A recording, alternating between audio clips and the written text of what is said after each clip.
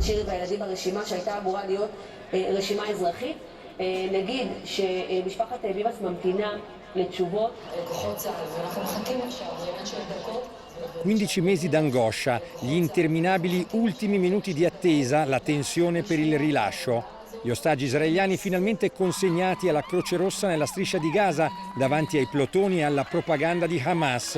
La piazza di Tel Aviv prima trema e poi esulta.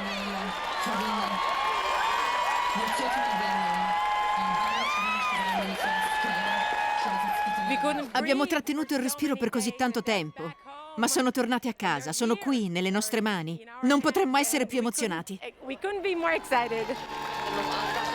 Una gioia straripante e condivisa. Nella prima fase della tregua è prevista la liberazione di 33 ostaggi. Il sollievo non cancella però l'ansia delle famiglie di quelli ancora a Gaza. Adesso inizia la trattativa per il rilascio degli altri. Per questo papà il dolore non è ancora finito. Non so come siano state condotte le trattative per raggiungere l'accordo, se il negoziato continuerà o chi lo porterà avanti. Ma sono convinto che nella prossima fase sarà compreso anche mio figlio Omri. Sarà solo una tappa. Spero che mio figlio torni con tutti gli altri ostaggi.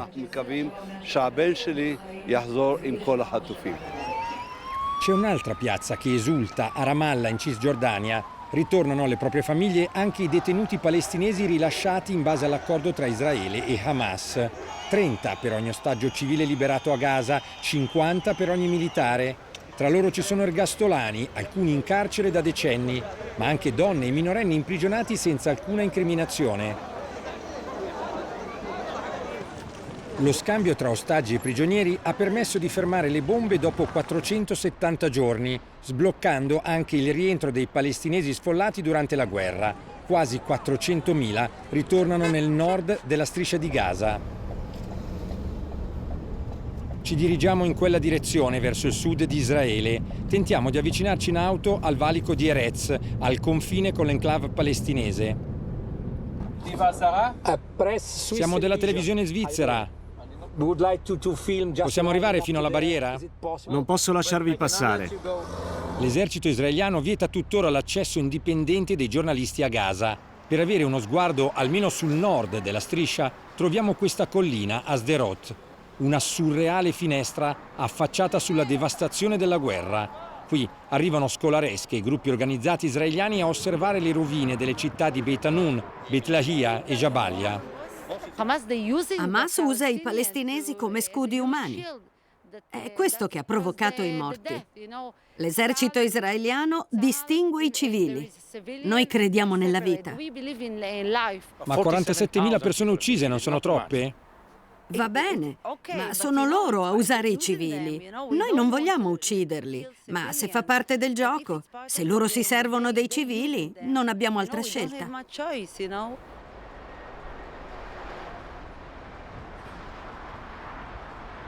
Lo zoom delle nostre telecamere non basta a descrivere la distruzione dentro la striscia. Raggiungiamo al telefono un giornalista palestinese che per 15 mesi ha raccontato la guerra. Nel nord di Gaza la devastazione è inimmaginabile. Ho parlato con la gente di lì. Dicono che non è rimasto nulla. Nulla. È difficile trovare un edificio intatto. Non ci sono segni di vita. Tutte le strutture sanitarie e quelle pubbliche sono state prese di mira. La gente non ha elettricità né acqua. Queste persone tornano alle loro case e trovano solo montagne di detriti. Si accampano accanto alle rovine, nelle stesse tende che usavano da sfollati. Non hanno altra scelta. Ho raccolto le testimonianze di molte persone che hanno perso i familiari. Sono dispersi sotto i calcinacci. Quello che mi ha raccontato spezza il cuore ed è inconcepibile. Trovano letteralmente i frammenti dei loro cari, cranio, ossa, mandibole e persino le dita.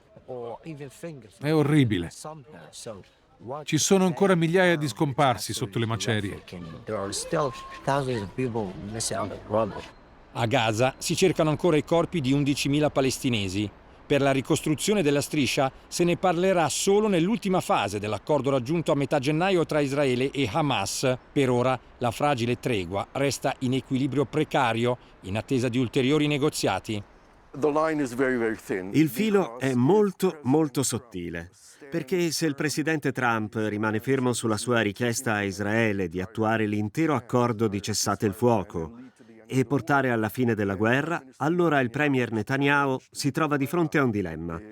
Mantiene la sua coalizione e impedisce a Israele di andare alle elezioni, oppure si scontra con il presidente Trump? Se Trump dice a Netanyahu non romperai questo accordo, Netanyahu rischia di perdere il suo governo. Un governo già in bilico. I partiti dell'ultradestra nazionalista e messianica sono contro l'accordo, minacciano dimissioni, come il ministro delle finanze Smotrich, o le hanno già presentate, come l'ormai ex ministro per la sicurezza, esponente del movimento dei coloni. I partiti di estrema destra del governo di Netanyahu sono contrari all'accordo. È il caso di Itamar Ben-Gvir, che ha già lasciato il governo perché non era d'accordo nemmeno con la prima fase della tregua. Si è assunto la responsabilità del fatto che alcuni ostaggi israeliani sono stati uccisi a Gaza, e persino più soldati, proprio perché non avevamo raggiunto questo accordo. Nemmeno i coloni e i movimenti dell'estrema destra avrebbero voluto fermare la guerra, come ci spiega Nadia Matar.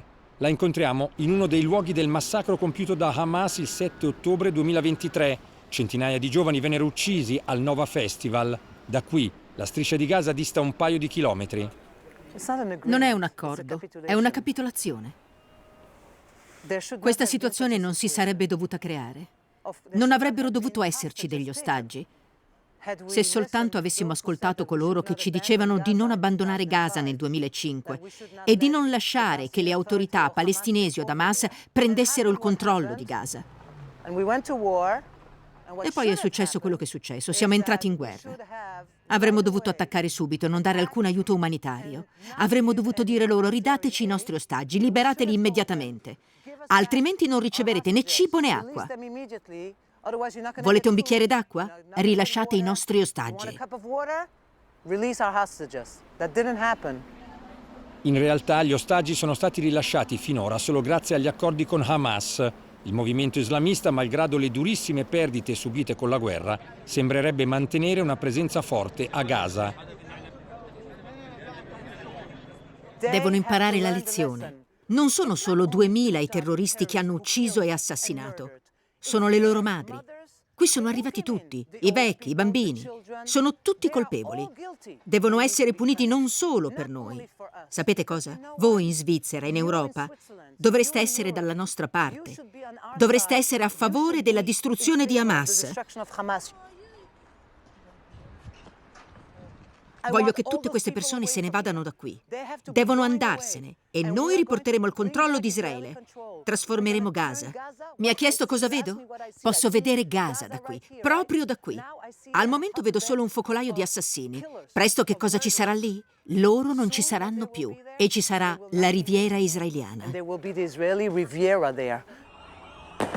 Malgrado incertezze e resistenze, lo scambio di prigionieri ha già riportato in libertà centinaia di detenuti palestinesi mai incriminati, come la più famosa tra loro, la deputata e attivista Khalida Jarrar, arrestata più volte da Israele. Ha trascorso gli ultimi 6 mesi in isolamento, in una cella senza finestre di 2 metri per 2. Non avevo ossigeno, quindi sentivo che mi mancava l'aria. Dovevo stare vicinissimo alla porta. C'era una fessura piccola da cui riuscivo a respirare. A volte mi hanno tagliato l'acqua, anche per 3 giorni di seguito. Mi hanno trattato molto male. Ti trattano così. Ti fanno sentire che non sei un essere umano.